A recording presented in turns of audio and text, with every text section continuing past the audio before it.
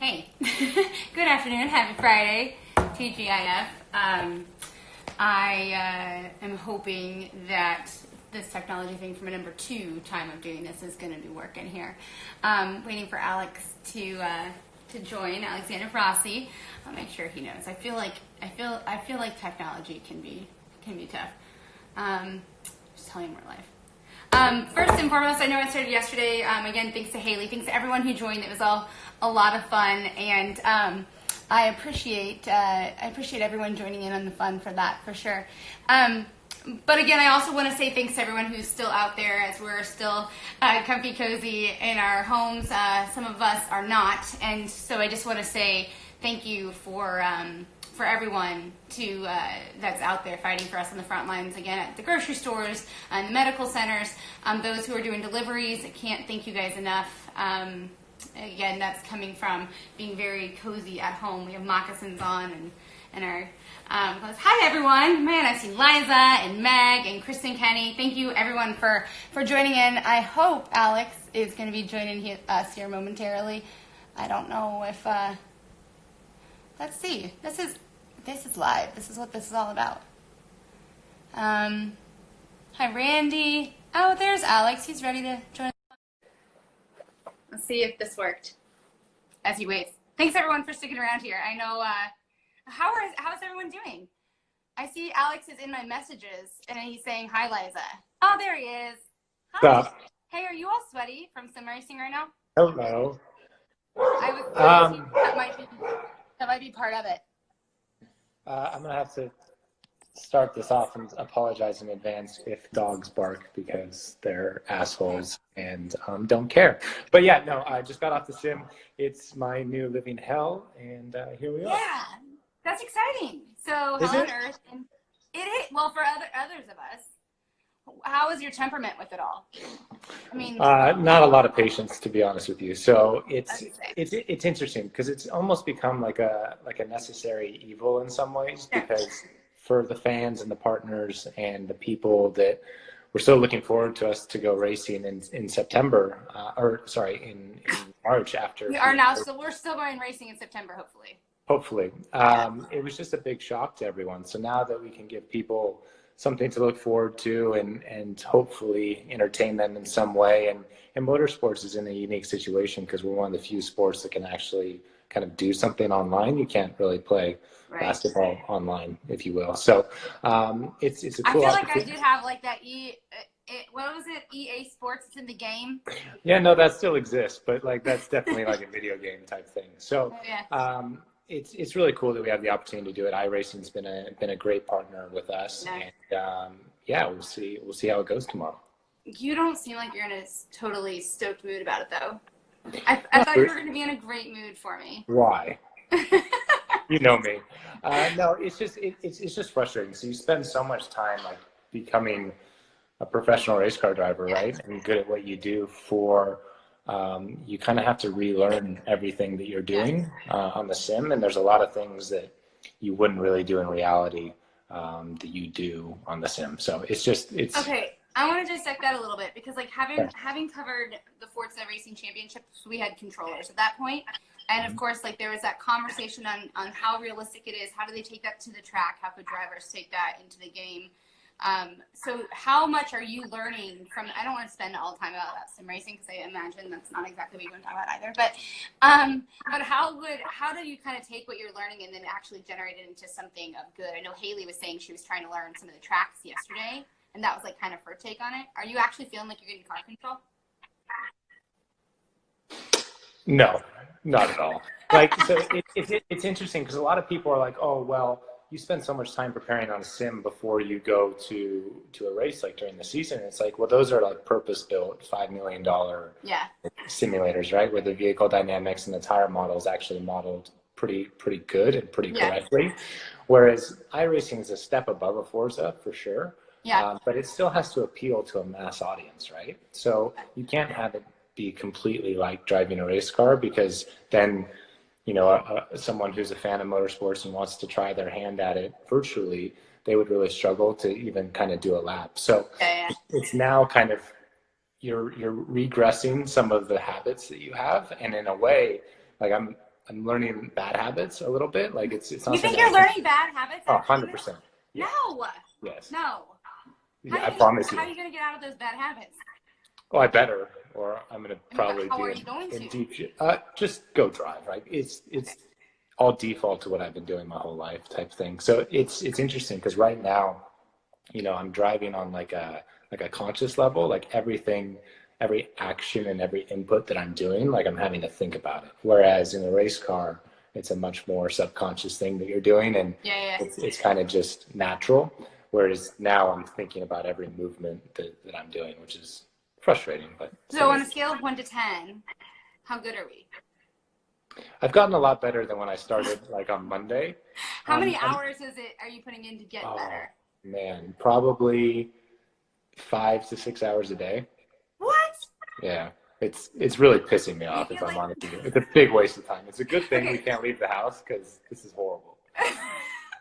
So let's lift this quarantine just so you can stop sim racing. That's good. I guess, yeah. So like if I started at a level 0, and I'm probably at like 6.5 now, 7. That's not bad. You're competing this weekend? Tomorrow. Are you does that make you nervous? Like I get all hot. Like I get really hot and then I just start sweating, and I don't know. Does that make you nervous? I would get nervous. Not really, because like at the end of the day, it doesn't really matter. Like, yeah. Kind of. Yeah. Why? Because. Are people going to disown me if I suck at driving on a sim? If so, then I better retire. You'd hope not. But I would think that like there's this element, like you're literally one of, if not the most, you're one of the most competitive people I know that I've met, right? Like in your day-to-day and like what you do and how you operate. Like I think that's great. But like, how does that not translate to being in sim stuff? Like you still want to do well, right? No, that's a really good point. So like, I think the competitiveness still flows, and like the frustration definitely exists when like you're in qualifying and you don't put the lap together and you end up 10th when you had the potential to be 4th or 5th, and that's actually really good from a mental training aspect of it, because qualifying is you have to go out in the sim and in reality and like execute at a high level.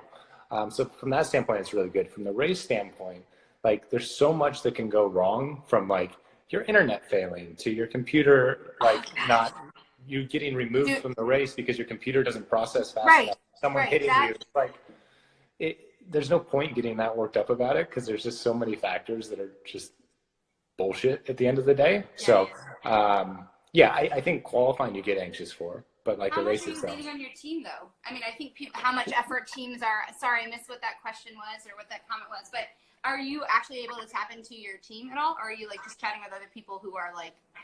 I'm reading the comments. We're trying to look at the comments, Jackson. So you can't, like, the team would be great, but like it's a fixed setup. Okay. And so the reason that they do that is. I didn't realize that.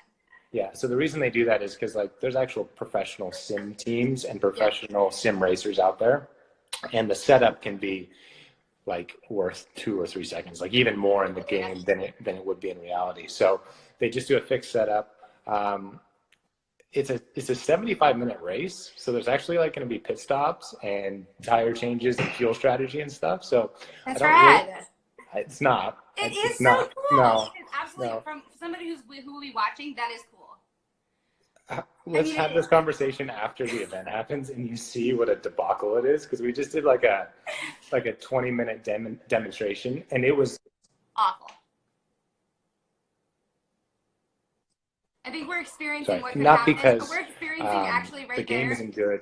I just lost you, and so we're experiencing what could happen if you get disconnected in race. That's it, right there. What just happened? There you go.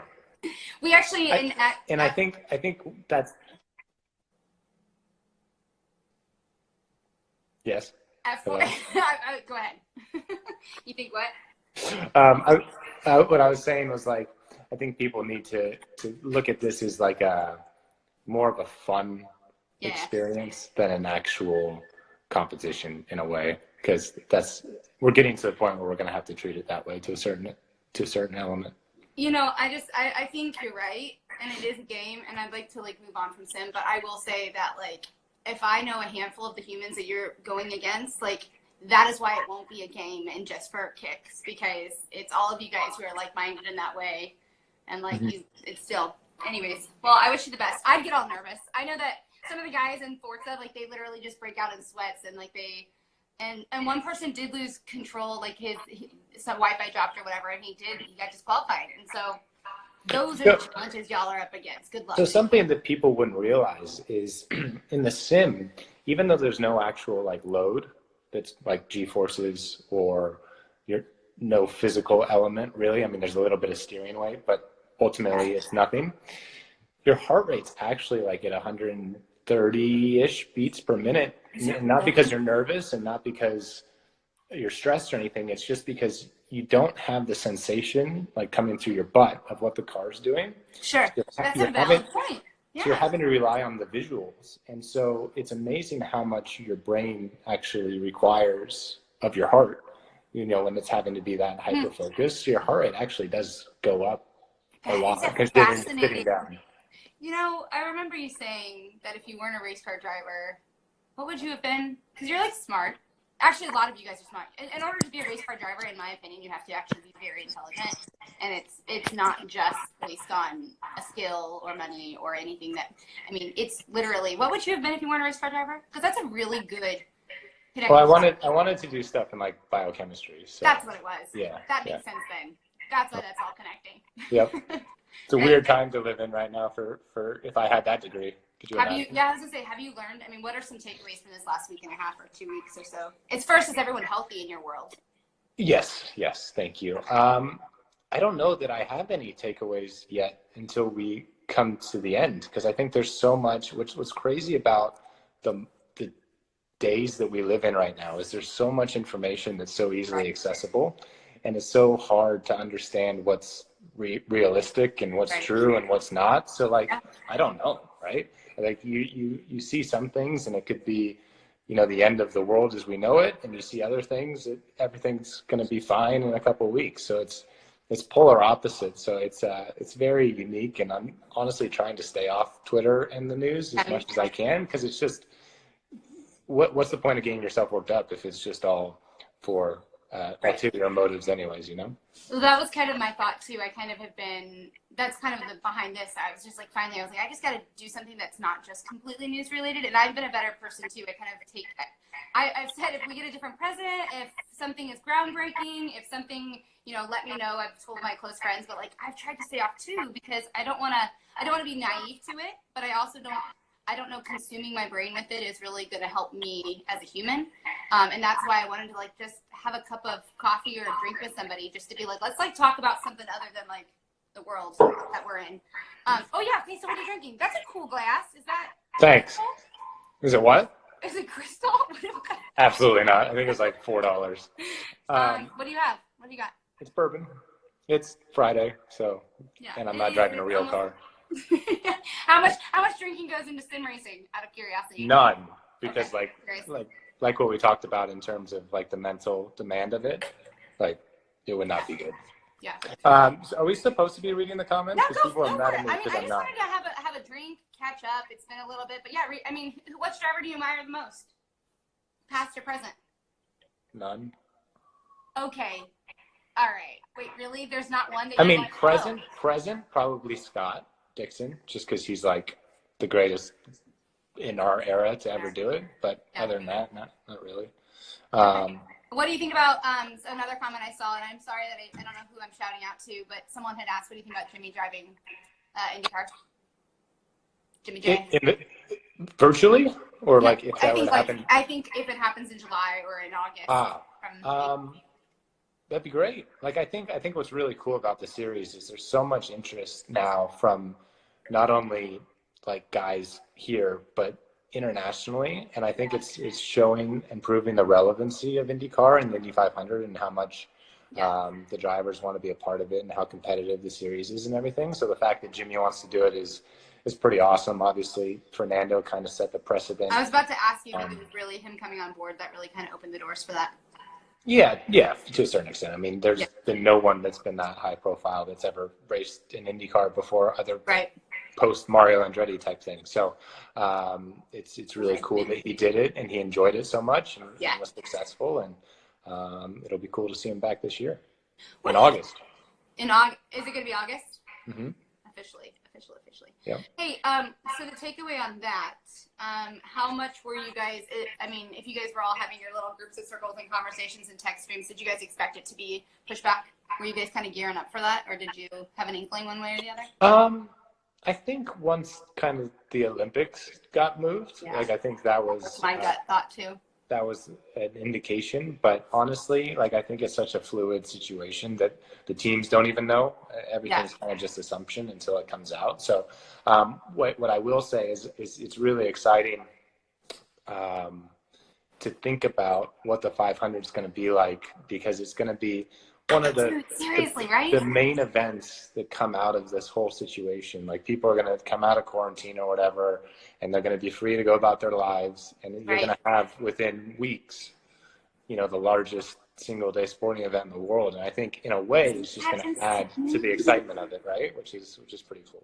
I think it's a good perspective, you know, and I think like at this point in time, if anybody can, as long as people are healthy and they're keeping safe and sane, and to those, you know, who are dealing with family members, you know, who are not, you know, my heart goes out to them. Especially my mom and dad had pre-existing conditions as well, and you sit there and you just hope for the best. But man, those who come out strong, and as I was talking with Haley yesterday about this, it's like that angle of like, as long as you can like kind of like wrap your head around what we're doing right now and say, okay, what can I do to prepare in this moment, so that like once all this kind of, it's not going to be normal, because our new normal is going to be so different than what is normal, I think, to a certain extent.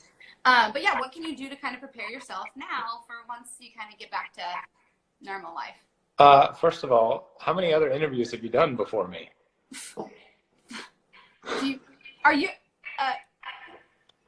One. Okay, cool. All right, that's fine. Haley's cool. I'm sorry. But you were on the top of my list, just so you know. Sweet.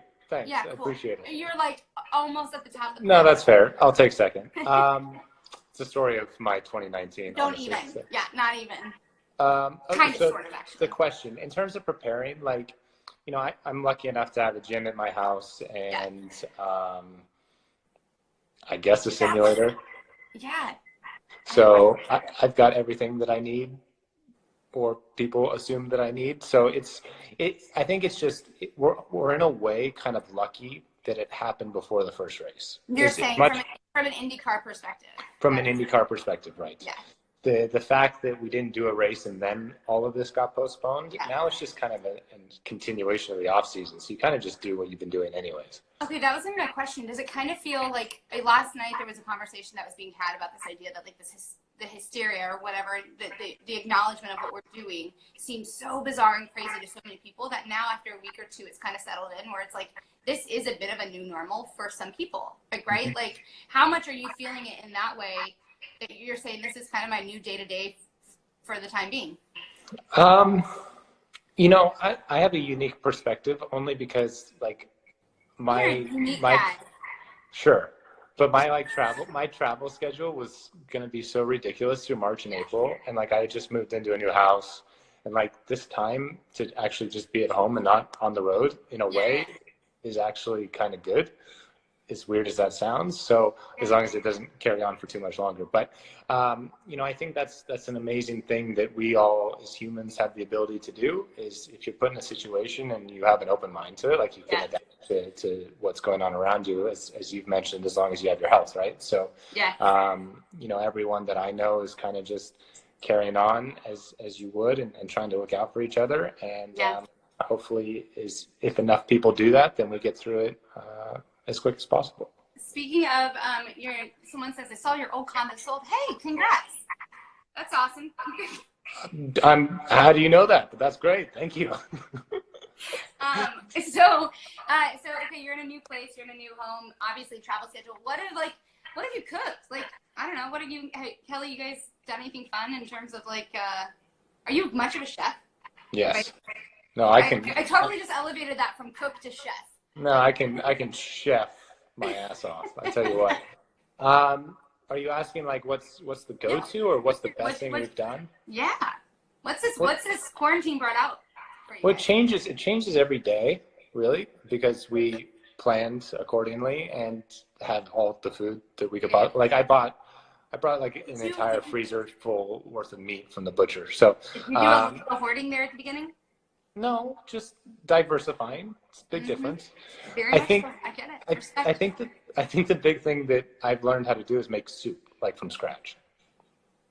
My goal is to make chili tonight. Got any suggestions? Yeah, any good Cook it like slow, like long and rolls? slow, Okay. Okay. like low and slow. Okay. I can do that because that's something I'm trying to perfect is my chili recipe, and Okay. I've not nailed it down yet. I've All tried right. twice during this time. I still Okay. haven't figured it out. What's wrong with it? I don't. Well, I think the spices are good. It just feel like it needs like I don't like soup. I like Okay. hearty. Okay.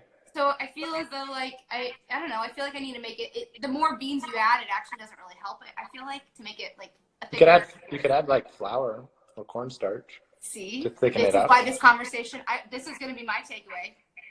Forget anything else. I'm going to be just my chili tonight. I'll send you a photo of how that comes. There you go. Made soup from scratch. So what? So you made the soup from scratch. Made the soup from scratch.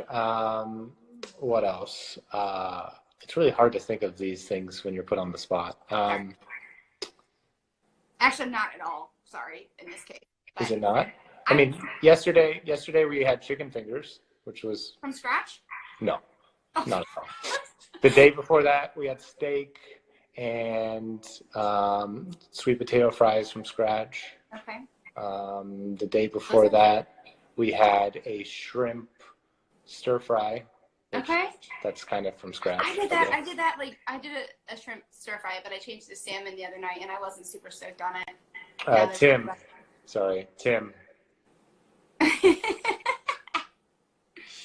Bourbon. Hey, what is that I know that you have a pretty solid collection of bourbon, is it? Yeah. Why did you go bourbon? It could have been anything.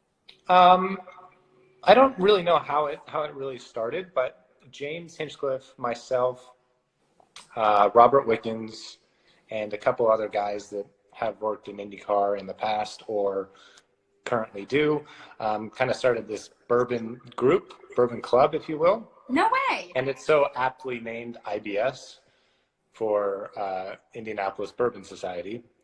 Logically, you guys are so creative. Y'all right? Are smart, but I think so.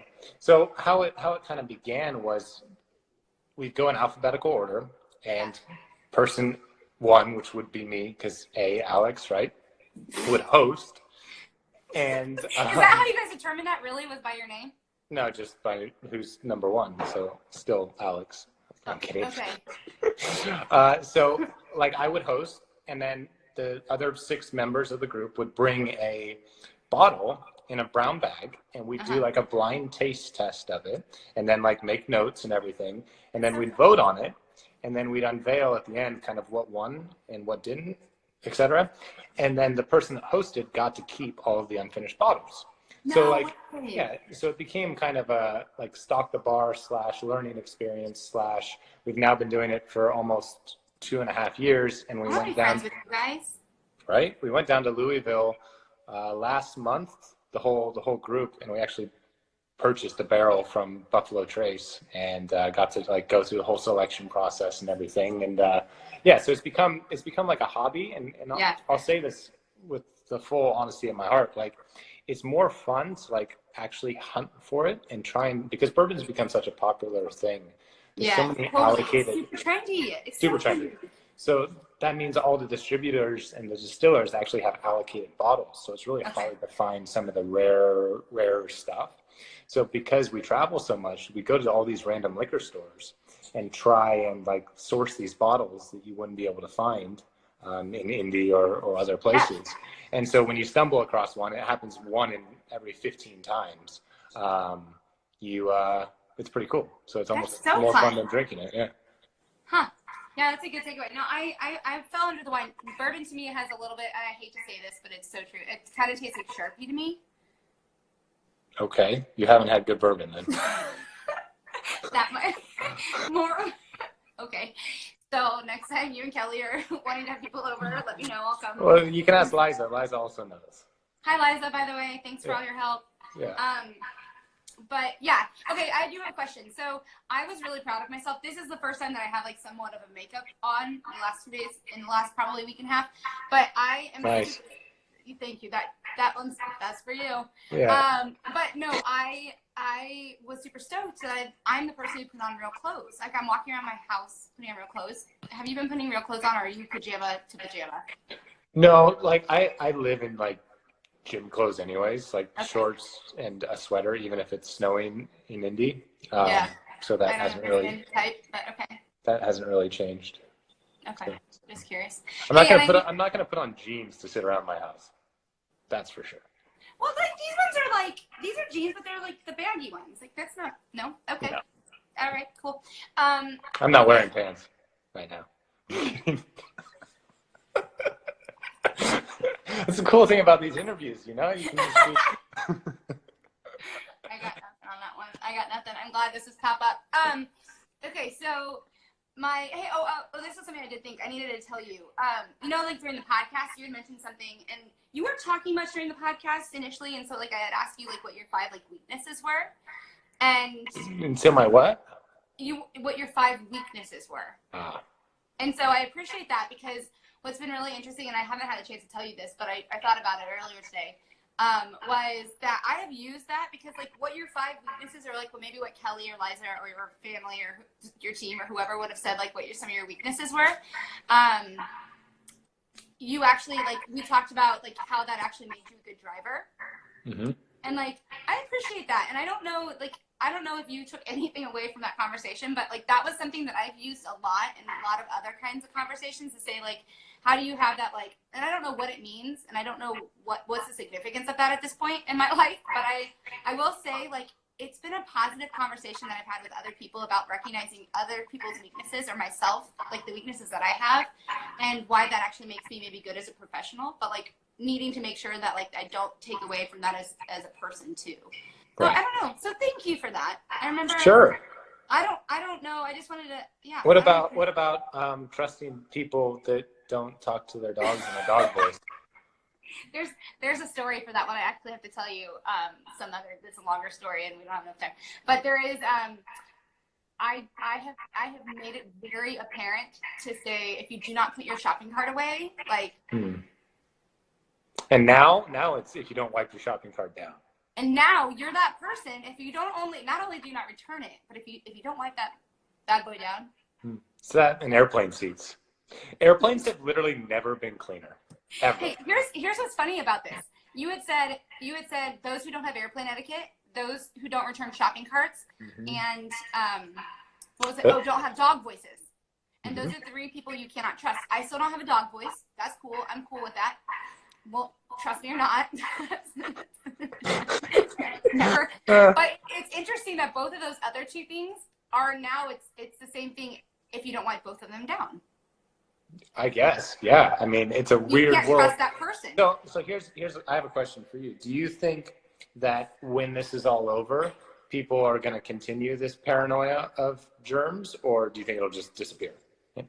Okay, that's a good question. I stepped up my game. I was a person who a little bit last year I carried wet wipes around and wiped down the seat, and then I kind of got a little bored of it. This was like. Do you think that comes with age? Yeah, for sure. I'm like an old person now. Like 9 o'clock bedtime, I'm like done. I'm drinking coffee still in my morning, sort of. You know, like it's just. Yeah, you're in California though. It's fine. Sure. But so I was that person who I carried wet wipes in my bag, but now I'm for sure that person. I think my hand sanitizer will go up too. But I don't think I saw something, I think it was even Graham who tweeted the other day. He was like, I've become the person who's wiped down my seat, but it's disgusting how many people are walking out of the bathroom not washing their hands. And I thought to myself, valid point. I hope to goodness I hope to God this changes that mentality of at least washing your hands. That is something that I think people might change. But do you think everyone's going to wipe seats down from this point forward? I don't, here's my lack of faith in humanity is I don't even think that people are going to go and wash their hands once this passes and 3 months goes on. I think it'll just return back to normal. Oh, okay, this is a longer conversation for another time then. But what's your take on humanity? Is that what? No, I think people will in most situations kind of take the path of least resistance. So I think that hand washing will be something that just goes back by the wayside by the time we get to the end of the year and 4 months have gone on. And I hope that.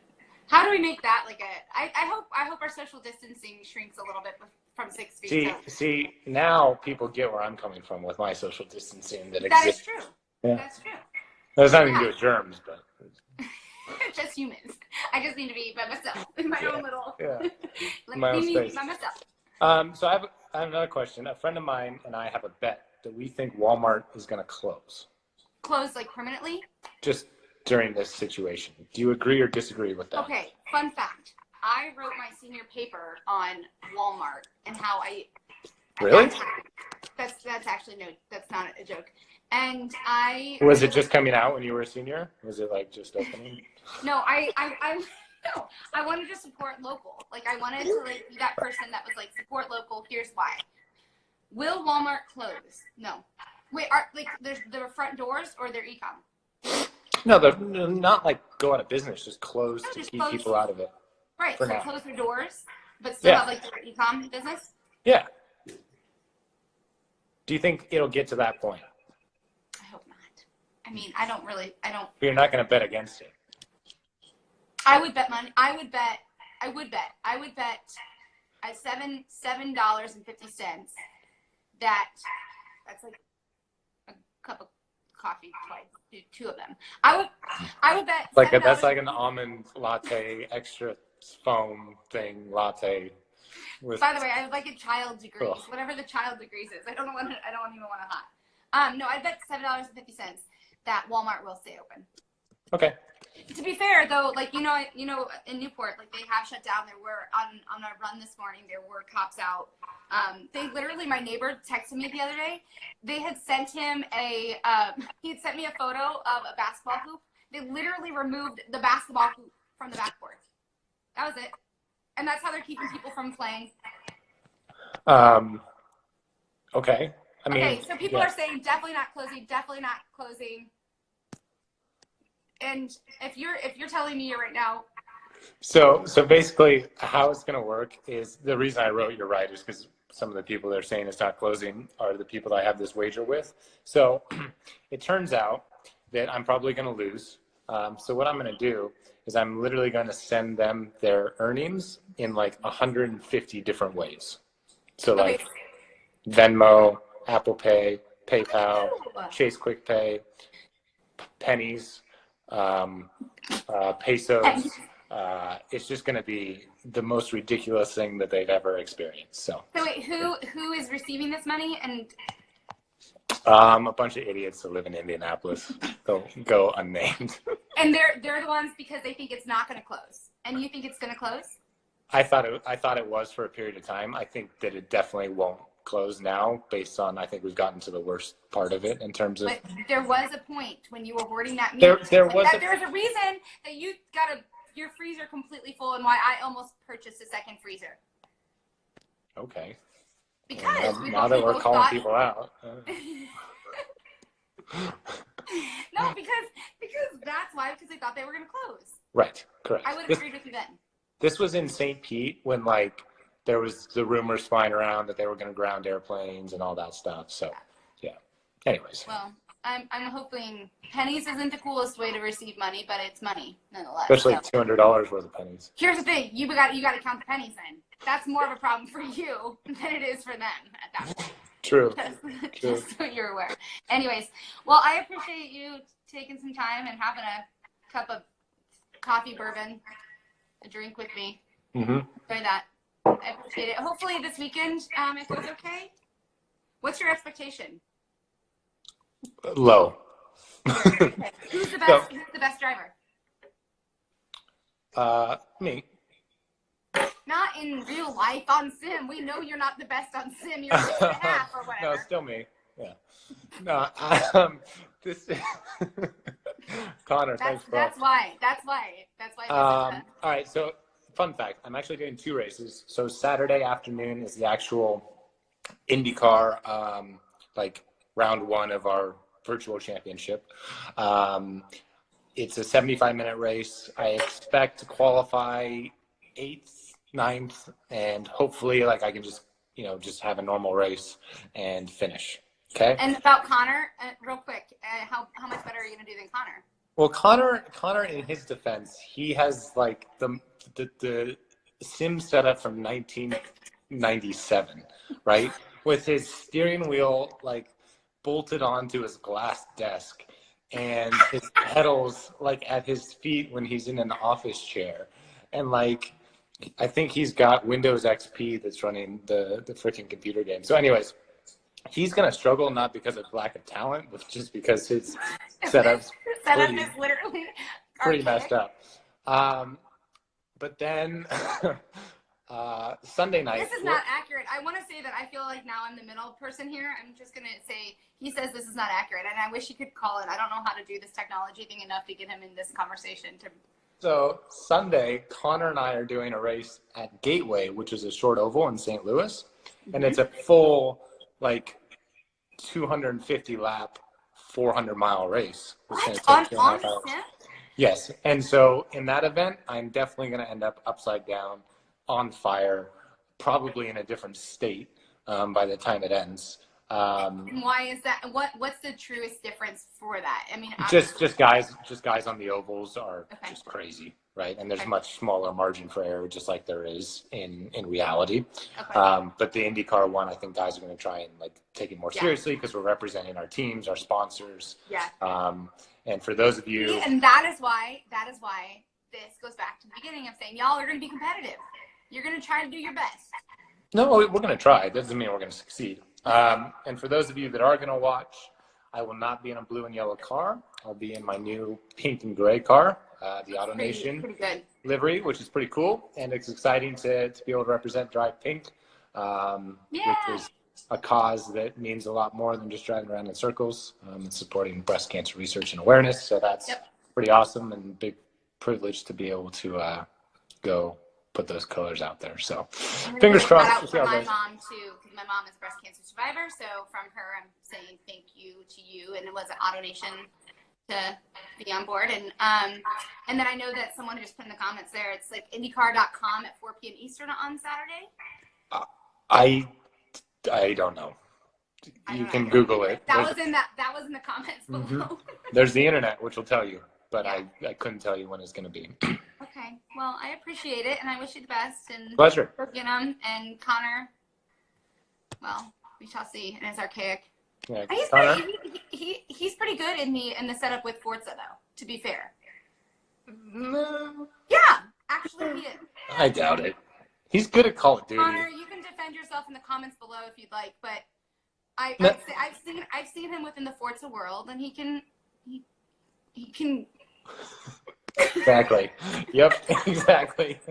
he made a good showing on our show at least. So thank you. You're welcome, Connor. I got you. Cool. So. Anyways, thank you for your time. You're welcome. My pleasure. I hope you enjoy counting pennies. I'm not going to pay them yet. There's still a long way to go. I hope that they are right.